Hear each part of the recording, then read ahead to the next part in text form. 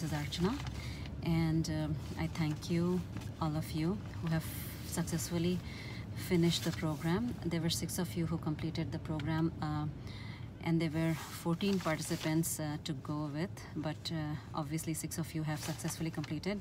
So congratulations to Johan, Shihen, Madhur, Poonam, Sharisa, and Nisa. So it was a wonderful journey with all of you, and as much as I am with you, I'm also growing with you. So I wanted to have this final session because I just wanted to jot down some notes about the challenges faced by others and also maybe by yourself. First of all, finding the time on a consistent and a regular basis. So regarding finding the time or getting up in the morning, you have to understand one thing, that you have to see what your ultimate goal is, and higher the mountain you have to climb, more difficult the path is, but better your view would be. So our mind has 3 layers. First is intelligence, second is emotion, third is sensory, and the fourth is, together if we get all these 3, we get action. So that's how our mind works, and this is taken from a book called Zen Yoga. Zen basically means, it comes from a word dhyan, which in Sanskrit means meditation or concentration. And this is written by P.J. Seher. I think he was based in Germany, and he's wrote a lot of books on yoga. And this is one of the book which analyzes, which is actually a combination of, or inspired by Patanjali Yoga Sutra and Bhagavad Gita, but it's not actual translation, but inspired from those 2 textbooks. But it is written in very easy English, so that's a good one to start with. It's available on Amazon. So you can see if you want to read that book to begin with. So the author of this book says that suppose we have to go on a vacation and we have to catch a flight early morning. So we will get up for that because our emotion is positively tied up with our intellect. So in yoga, we always say it's to foster our intelligence. Our intellect is always higher than the emotion. So our intellect should always guide the emotion. But in normal day-to-day life, what happens is probably our intellect is somewhere lost, or we are so busy or stressed out that we don't foster our intellect to the extent we're supposed to do. So but when you add emotion to the intellect in a positive way, then only you can get things done. So anything you want to get done or any routine you want to establish, you have to consult your emotional part of the mind too, and convince the emotions that this is for your benefit and you're going to reap long-term effect and benefits from this thing. So next one, I just want to talk about some books. As I mentioned, Patanjali Yoga Sutra is another one, but do not invest in these books or even try unless you are feeling that you can do these practices for at least 6 months continuous basis, because I have tried it a few times but failed to even understand, because I feel that to understand these books, your mind has to reach to a particular level, then only you can grasp the true meaning of it.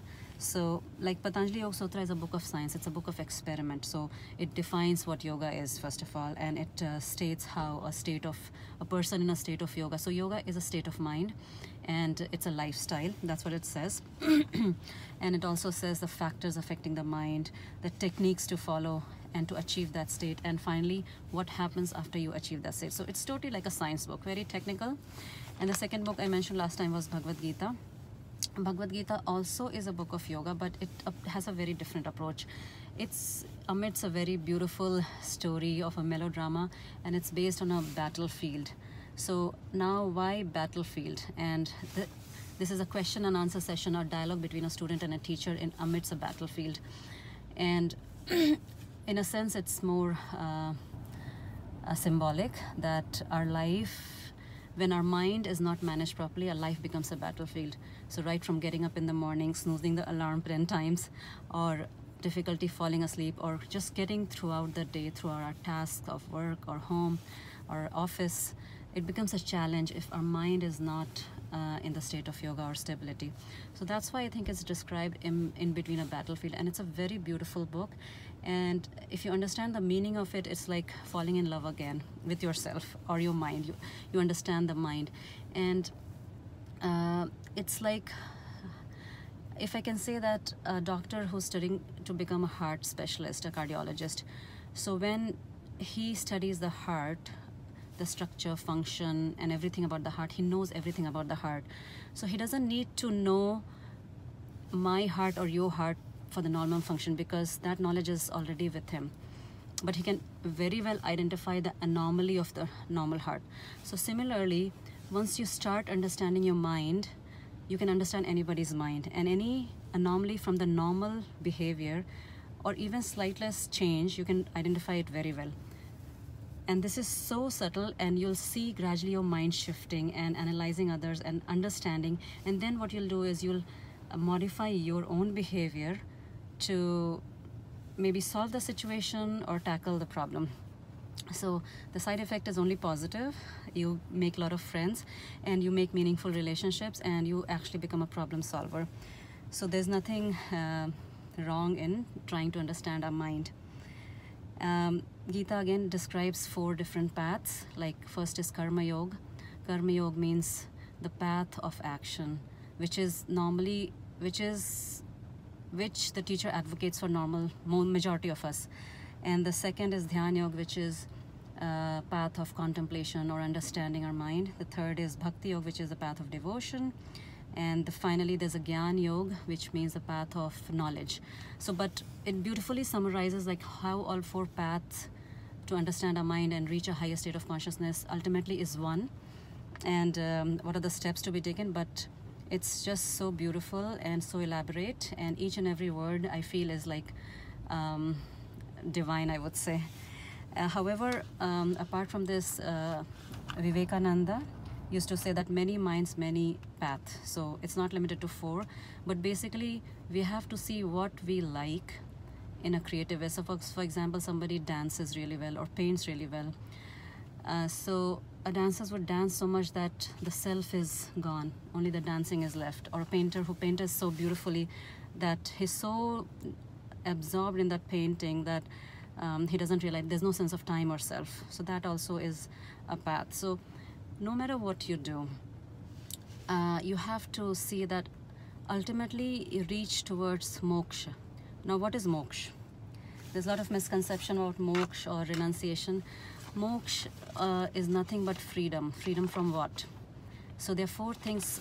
If you're doing these practices for a long time, you should have freedom from these 4 things. First is ego. Ego is something, if it's sort of attachment to your roles or the roles you're playing with other people. For example, if there's an employee and has worked really hard in creating a report, and next day presents to the boss, and the boss says, oh my god, what a rubbish report. So the employee gets hurt and gets angry, and all the vicious cycle starts. However, an employee of a stable mind would think maybe something is really wrong, let me work on it.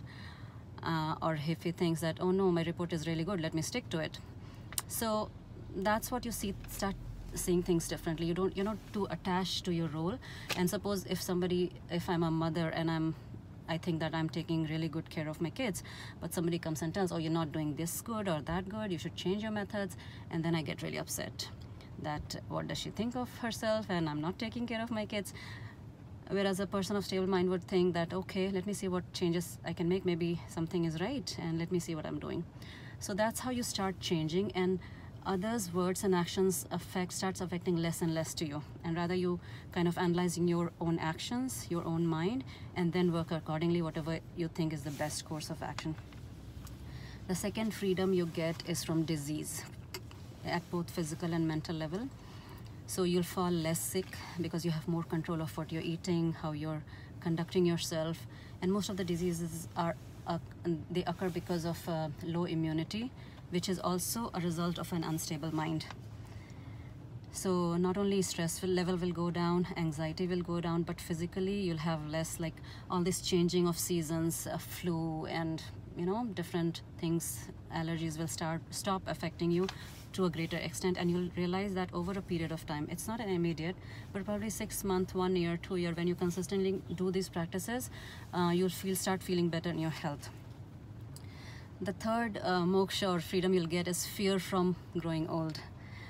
I know a lot of people do crazy things to look beautiful, to look young, but that fear or that anxiety of getting old or hair getting gray will gradually dissolve, and you'll start enjoying each and every moment of it and see everything as a normal part of growing up. The fourth and the final fear should dissolve is freedom from death. So death is just a concept, and as you, because matter is neither created nor destroyed, so is energy. Energy is neither created nor destroyed, and we are a combination of energy and matter. I don't know, this is a difficult concept, but gradually you'll stop feeling that fear from death of your near ones and loved ones, and for yourself as well. There's a very strong tendency. That doesn't mean you go and, like, you know, you're ready to die or something, but because the body has a very strong tendency to protect the body. That's a natural basic instinct. But that fear, people have a lot of fear, so that fear will gradually dissipate. And I think, so I'll tell you something about the high school physics. This is the concept that to understand a velocity of a moving object, suppose you're on the road and the car is moving from here to there, you know the speed of the car. But if you're in the car and the two cars are moving at the same speed or velocity, you probably feel that these two are stationary. So you won't feel the movement, right? So understanding, having that concept in the mind, to observe something change, something has to be stable. You have to be stable to observe the change in the moving car, right? So earlier I told that you'll observe a change in your mind. So you will observe the change in your mind. So mind is changing and you are stable. So who are you? So that's a lifetime task, because we are changeless, constant, eternal beings. I hope you understand that, and that's for you a lifetime task to find that who you are. Namaste and congratulations.